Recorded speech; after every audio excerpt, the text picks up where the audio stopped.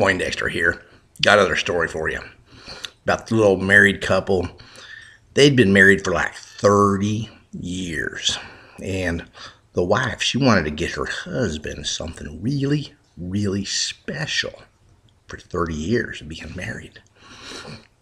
And she thought, what could he possibly want or need or like? And she knew all sorts of things would be kind of nice, but she thought maybe a parrot.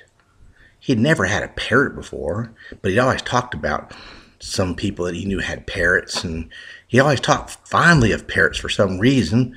Said they were kind of cool and they were smart and stuff like that. So she thought, well, maybe I'll just buy him a parrot.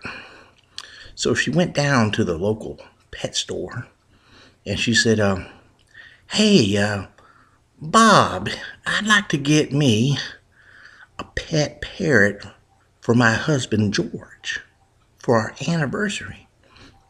And Bob at the pet shop said, well, the only parrot I have right now is a parrot that was raised in a brothel.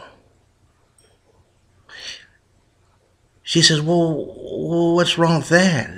He said, well, it talks and it might say something a wee bit inappropriate at times. And she says, oh, that's the nonsense. You know, it's just a bird. It can't say anything bad. He said, well, I just had to warn you. So she bought the bird anyway, and she takes it home in anticipation of the party tonight. And she picks the bird up, and as they're driving home, the bird looks at her and says, well, this is pretty cool. I got a new madame, a madame with a car. I'll be able to travel. And she looks at the bird and says, I'm not a madame, I'm just a housewife. And the bird says, whatever. So they get to the house in anticipation of the party, and her two daughters come home. And they walk into the house, and the bird looks at her, looks at the girls. He says, man, this is a great day. He says, they got a new madame with a car that drives around, and they got two new pretty girls.